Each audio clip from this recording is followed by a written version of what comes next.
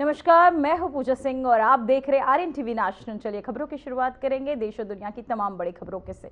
तो वहीं बुलेटिन की शुरुआत करेंगे प्रधानमंत्री नरेंद्र मोदी ने, जहां धेमाजी से जनसभा को संबोधित करते हुए कहा कि असम के चुनाव की घोषणा के बाद ये मेरी पहली जनसभा है।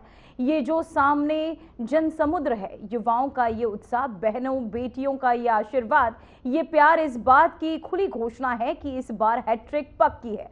आप सबके आशीर्वाद से मुझे प्रधानमंत्री के रूप में हैट्रिक बनाने का अवसर मिला। आप सबके आशीर्वाद से इस मैदान में भी हैट्रिक लगाने का अवसर मिला है। मैं यहां तीसरी बार आया हूं और आपके आशीर्वाद से असम में सरकार की हैट्रिक बनने वाली है। इस दौरान आगे पीएम मोदी ने क्या कुछ कहा, चलिए आपको सुनाते हैं। देखिए, आप सबके आशीर्वाद से मुझे प्रधानमंत्री के रूप में हैट्रिक बनाने का अवसर मिला। आप सबके आशीर्वाद से इसी मैदान में मुझे हैट्रिक लगाने का अवसर मिला है। मैं तीसरी बार आया हूं यहां और आपके आशीर्वाद से असम में सरकार भी हैट्रिक बनाने वाली है। हर कोई कह रहा है, आपको ये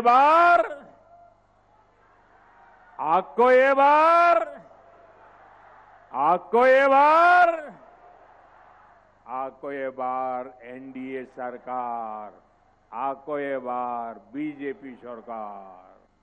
हमारी बेटियों के साथ कोई धोखाधड़ी न कर सके। बेटियों का मान सम्मान और जीवन सुरक्षित रहे, इसके लिए भी अनेक बड़ी घोषणाएं की गई हैं। साथियों, असम में यूनिफॉर्म सिविल कोड लागू करना और हमारे आदिवासी समाज 6 शेड्यूल एरिया की संस्कृति और परंपराओं को सुरक्षित रखना, ये असम की पहचान बचाने के लिए बहुत बड़ी घोषणाएं हैं। और आप जानते हैं, बीजेपी जो कहती है वो करके दिखाती है। बीते 10 वर्षों के प्रयासों को नया आयाम देते हुए असम बीजेपी ने कल एक शानदार संकल्प पत्र जारी किया है और कल मंगलवार था। मंगलवार को जारी हुआ ये संकल्प पत्र असम में और मंगल लाने वाला है। यानी मंगलवार को आया है मंगल पत्र। ये मंगल करने वाला संकल्प पत्र है। इसमें असम के युवाओं के लिए सरकारी नौकरी और स्वरोजगार के लाखों अवसरों का स्पष्ट रोड मैप। बीते एक दशक में असम ने विकास का एक लंबा सफर तय किया है। ये जो 20-25 साल के नौजवान हैं, इन्होंने बीजेपी एनडीए का सुशासन ही देखा है। इन्होंने कांग्रेस का राज का वो काला दौर नहीं देखा, जब असम से सिर्फ बम, बंदूक, दंगों और कर्फ्यू की ही खबरें आती थी। डबल इंजन सरकार ने बीते एक दशक में असम को स्थायी शांति की नई राह दिखाई है। असम की हजारों संतानें बीते एक दशक में बंदूक छोड़कर एक नए भविष्य से जुड़ी है। पहले सर्बानंद सोनोवाल जी का नेतृत्व और फिर हेमंता बिस्वा शर्मा जी की अगुवाई, बीते 10 वर्षों में असम ने सेवा और सुशासन का नया दौर देखा है। असम का ये चुनाव विकसित असम से विकसित भारत बनाने का चुनाव है। इस बार बीजेपी एनडीए सरकार की हैट्रिक लगनी तय है। आप मुझे बताइए, हैट्रिक होगी कि नहीं होगी? और जोर से बताइए, हैट्रिक होगी कि नहीं होगी? दोनों हाथ ऊपर करके बताइए, हैट्रिक होगी कि नहीं होगी?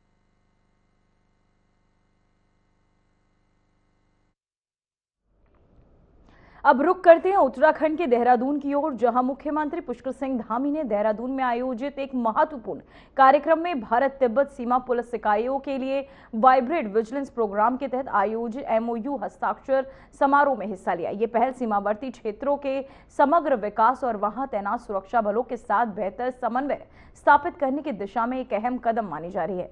उन्होंने कहा कि आईटीबीपी देश की सीमाओं की सुरक्षा में महत्वपूर्ण भूमिका निभाती है और ऐसे कार्यक्रमों में स्थानीय समुदाय और सुरक्षा बलों के बीच सहयोग और विश्वास और मजबूत होगा। इस पहल के तहत बुनियादी ढांचे के विकास, संचार सुविधाओं के विस्तार और पर्यटन को बढ़ावा देने जैसे कार्यों को गति मिलेगी।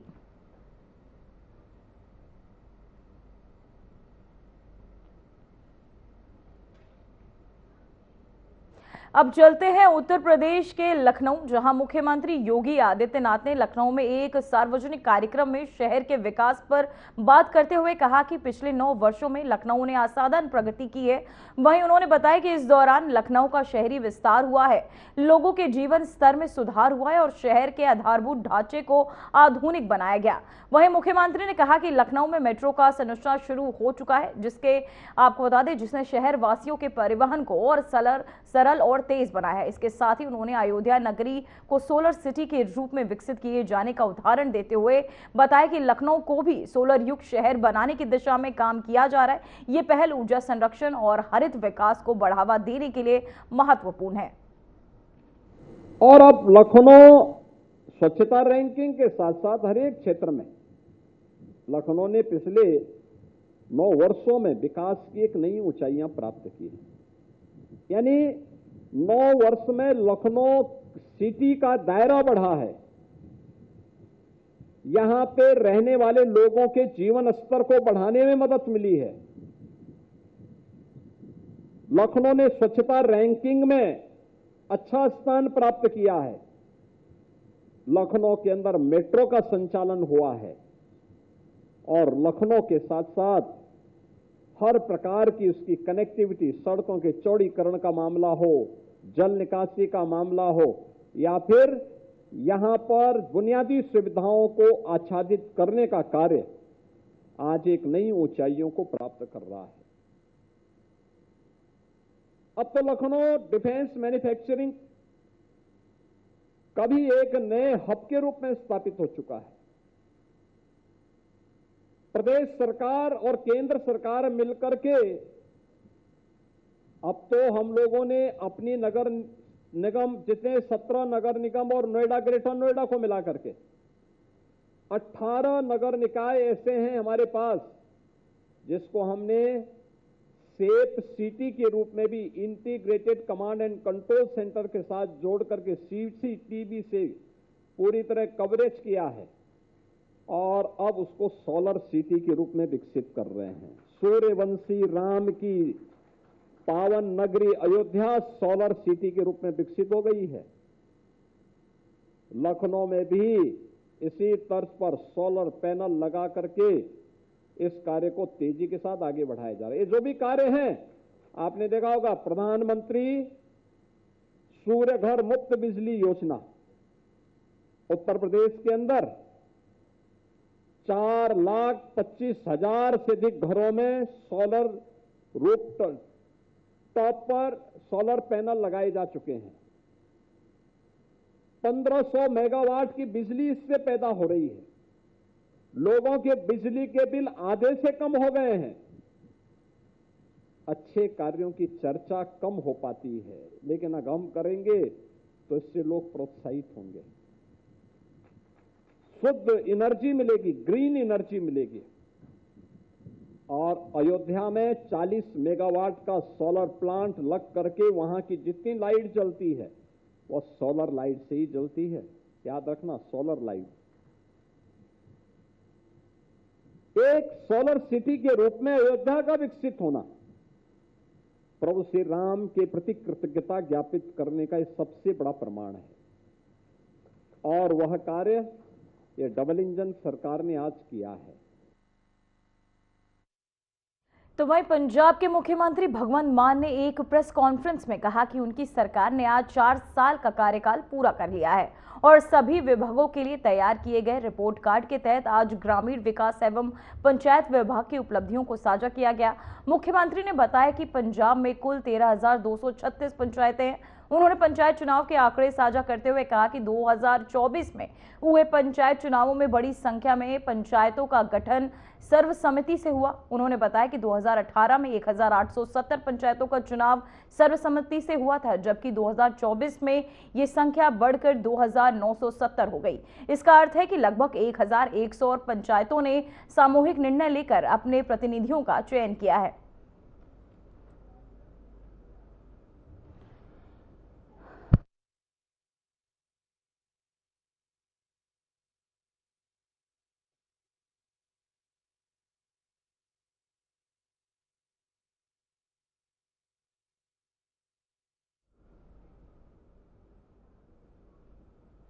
तो वहीं पश्चिम बंगाल विधानसभा चुनाव 2026 के मद्देनजर मुर्शिदाबाद में एआईएमआईएम के प्रमुख असदुद्दीन ओवैसी और स्थानीय नेता हुमायूं कबीर की संयुक्त चुनावी रैली आयोजित की गई। ये ओवैसी की मुर्शिदाबाद में पहली जनसभा थी, जिसमें बड़ी संख्या में स्थानीय लोग और पार्टी कार्यकर्ता शामिल हुए। रैली को संबोधित करते हुए ओवैसी ने कहा कि भारतीय राजनीति में समुदाय का अपना नेतृत्व होना बेहद जरूरी है। उन्होंने कहा कि यदि किसी समुदाय के पास स्वयं का नेतृत्व है तभी वह वास्तविक प्रगति और विकास देख सकता है। ओवैसी ने मुस्लिम समुदाय के वर्तमान राजनीतिक व्यवहार पर भी तीखा हमला किया और कहा कि वे अब महज वोट डालने की मशीन बनकर रह गए हैं। आप जानते हैं कि एमआईएम पार्टी ने हुमायूं कबीर साहब की पार्टी से अलायंस किया है और हमारी कोशिश यही है कि ज्यादा से ज्यादा तादाद में हमारे अलायंस के उम्मीदवार को कामयाब किया जाए और हम पूरा यकीन के साथ कह सकते हैं कि इंशाअल्लाह ताला अब की बार बंगाल का मुस्लिम अक़लियत एक तब्दीली लेकर आएगा और हम यहां पर आपके दरमियान में इसलिए आए हैं कि आपको नेता बनाया जाए, आपको लीडर बनाया जाए ताकि आप अपने मुकद्दर के फैसले कर सकें। मेरे अजीज दोस्तों और बुजुर्गों, भारत की राजनीति की हकीकत यही है कि जिस समाज के पास उसका नेता होगा उसी का विकास होगा, उसी का डेवलपमेंट होगा। बंगाल में बरसों से हमने कभी कांग्रेस को वोट दिया मुस्लिम अक़लियत ने, कभी हमने लेफ्ट पार्टीज को वोट दिया, कम्युनिस्ट पार्टीज को वोट दिया और पिछले 15 साल से हम टीएमसी को अपना वोट दे रहे हैं। मैं आपसे सिर्फ एक बात कहने के लिए आया हूं कि आप आराम से इस बात को सोचिए कि हमारे बुजुर्गों ने कांग्रेस को वोट दिया तो क्या हमारा कोई फायदा हुआ? क्या हमारे बच्चों को नौकरी मिली? क्या यहां से मुर्शिदाबाद से पलायन खत्म हुआ? फिर हमने लेफ्ट पार्टीज का साथ दिया। बताइए बंगाल के मुस्लिम माइनॉरिटी का क्या फायदा हुआ? क्या हमारे जिंदगी के हालात बदल गए? क्या हमको गवर्नमेंट में नौकरी मिली? नहीं मिला। फिर आपने टीएमसी को वोट दिया 15 साल से। बताइए टीएमसी ने जमीन पर ऐसी कौन सी तब्दीली पैदा की जिससे मुस्लिम अक़लियत को फायदा हो सके? आज आप देख रहे हैं कि हमारे पास लीडरशिप नहीं है। हम सिर्फ वोट डालने वाली एक मशीन हमको बना दिया गया।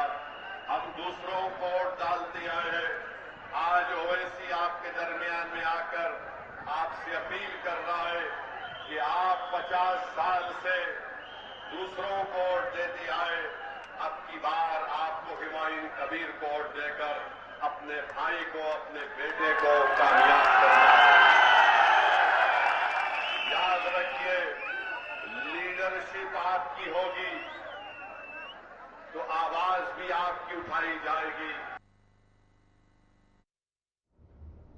तो वहीं राजस्थान सरकार ने बड़ा प्रशासनिक बदलाव करते हुए 65 आईएएस अफसरों के तबादले कर दिए। इस फेरबदल में 25 जिलों के कलेक्टर बदले गए। मुख्यमंत्री कार्यालय ने इस कदम को प्रशासनिक कुशलता और जिलों में बेहतर आपको बता दें कार्यान्वयन सुनिश्चित करने के उद्देश्य से लिया गया। ये बदलाव में जयपुर में कलेक्टर जितेंद्र सोनी को मुख्यमंत्री का सचिव और डीआईपीआर का सचिव बनाया गया। वहीं बाड़मेर की कलेक्टर टीना डाबी को टोंक जिला कलेक्टर नियुक्त किया गया है।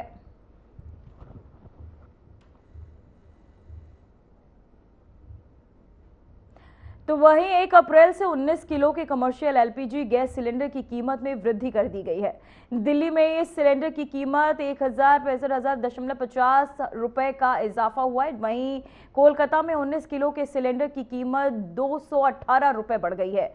ये नया मूल्य से ग्राहकों पर लागू हो गया है, जहां गैस सिलेंडरों की कीमत में ये बढ़ोतरी अंतर्राष्ट्रीय बाजार में कच्चे तेल की कीमतों और मुद्रा विनिमय दर में उतार चढ़ाव के कारण हुई है। वहीं कमर्शियल सिलेंडरों पर यह असर सीधे व्यापारिक प्रतिष्ठानों और रेस्टोरेंट जैसी जगहों पर पड़ सकता है, क्योंकि इन स्थानों पर रोजाना बड़ी मात्रा में गैस का उपयोग होता है।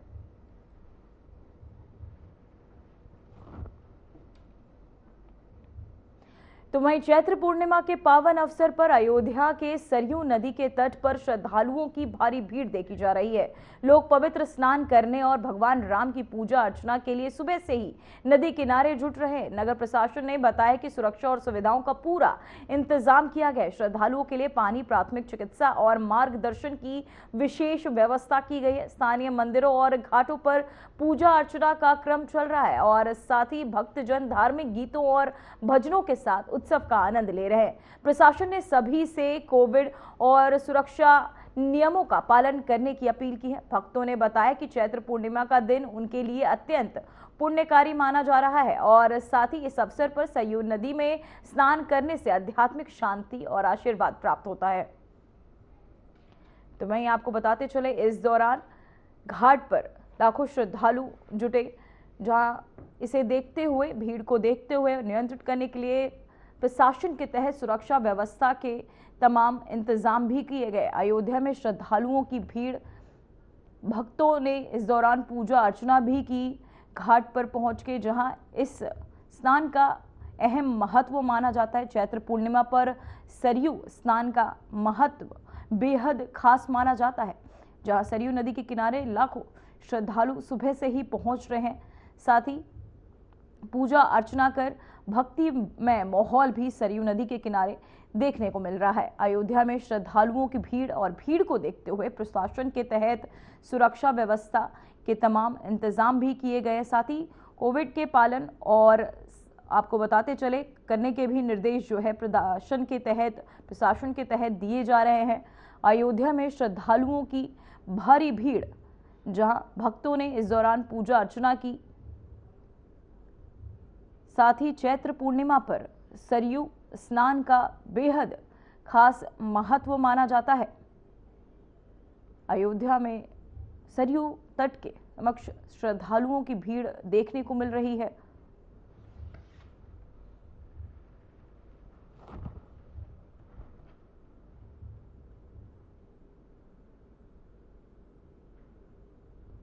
जहां भक्तों ने इस दौरान पूजा अर्चना कर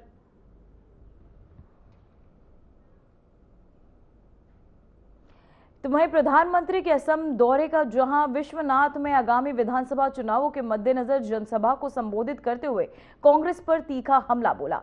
वहीं विश्वनाथ में आयोजित एक चुनावी रैली को संबोधित करते हुए उन्होंने कांग्रेस पर विकास विरोधी होने और भ्रष्टाचार को बढ़ावा देने के आरोप लगाए। प्रधानमंत्री मोदी ने कहा कि कांग्रेस आजाद भारत में भ्रष्टाचार की जननी रही है और उसने वर्षों तक सत्ता में भी रही। साथ ही आपको बताते चले, इस दौरान आगे पीएम मोदी ने क्या कुछ कहा, चलिए आपको सुनाते हैं। बीजेपी असम की एक और बड़ी परेशानी को दूर करने के लिए ईमानदारी से प्रयास कर रही है। ये परेशानी बाढ़ की है, भूमि कटाव की है। अभी इसके लिए सैकड़ों करोड़ रुपए के प्रोजेक्ट पर काम चल रहा है। असम बीजेपी ने घोषणा की है कि बाढ़ और भूमि कटाव से बचाव के लिए 18,000 करोड़ रुपए और खर्च किए जाएंगे। ये बहुत बड़ा काम होने जा रहा है। साथियों, बीजेपी एनडीए सरकार का एक बहुत बड़ा लक्ष्य असम को आत्मनिर्भर बनाने का भी है। ये काम दशकों पहले शुरू होना चाहिए था, लेकिन कांग्रेस ने असम के सामर्थ्य के साथ न्याय नहीं किया। आज हमारी सरकार असम के सामर्थ्य को असम के विकास में लगा। 10 साल पहले तक जब कोई आसाम आता था तो असम की बदहाली को देखकर हैरान होते थे। आज असम की कनेक्टिविटी को देखकर लोग खुशियों से भर जाते हैं। एक सकारात्मक हैरानी होती है। अभी कुछ ही समय पहले दुनिया ने असम का वो हाईवे भी देखा है। याद है आपको? ऐसा हाईवे, असम का हाईवे, जहां लड़ाकू विमान हाईवे पर उतर रहे हैं। विकसित असम के निर्माण में हमारे नौजवानों की बहुत बड़ी भूमिका है। इसके लिए असम में अच्छी सड़कों की, अच्छे ब्रिज की और आधुनिक रेलवे कनेक्टिविटी की बहुत जरूरत है। इससे खेती को भी फायदा होता है, उद्योगों के लिए भी आसानी होती है और टूरिज्म भी बढ़ता है। यही वो सेक्टर है जिसमें बहुत बड़ी मात्रा में नौजवानों के लिए, बेटे बेटियों के लिए रोजगार बनते हैं। साथियों, 10 साल पहले तक है कि कांग्रेस विकास विरोधी है। कांग्रेस आजाद भारत में भ्रष्टाचार की जननी है। लेकिन असम में तो कांग्रेस ने ऐसे ऐसे पाप किए हैं जो सिर्फ आप जानते हैं, असम की जनता जानती है। कांग्रेस ने असम की आत्मा, असम की शान, पहचान और सुरक्षा से खिलवाड़ किया है। साथियों, आजादी के बाद से ही कांग्रेस ने सत्ता के लिए असमिया पहचान को दांव पर लगाया है। कांग्रेस ने असम के हितों से हमेशा समझौता ही किया है। कांग्रेस का सबसे बड़ा पाप घुसपैठियों को मुख्य धारा में शामिल करने का रहा है। अपनी सत्ता को बचाए रखने के लिए कांग्रेस ने यहां ये अवैध कब्जे होने दिए। बाहर से लोग आते थे और जहां मर्जी बस्ती बसा लेते थे। देखते ही देखते असम की लाखों बीघा जमीन अवैध कब्जे के तहत चली गई।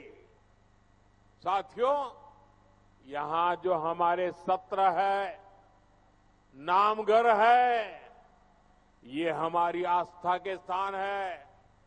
लेकिन कांग्रेस ने असम के अलग अलग जिलों में सत्र की हजारों बीघा भूमि पर अवैध कब्जे होने दिए।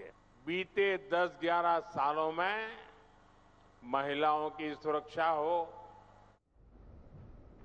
फिलहाल देश और दुनिया की तमाम बड़ी खबरों में इतना ही। बने रहिए आरएन टीवी नेशन के साथ। मुझे दीजिए इजाजत। नमस्कार।